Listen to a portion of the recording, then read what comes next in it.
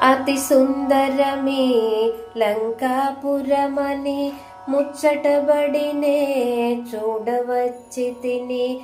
ఈ మాత్రమునకు కోపమెందుకులే, పురముగాంచినే మరలిపోదులే అని నెమ్మదిగా పలుకగా విని, అనిలాత్మజుని చులకనగాగొని లంకా రాక్షసి కపికిశోరుని గర్జించి కసరే గద్దించి చరచెను.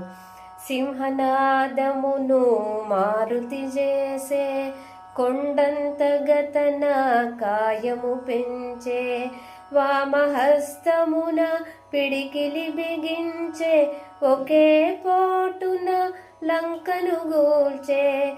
కొండబండల రక్కసిదర్లే కనులప్పగించి నోటిని తెరచే.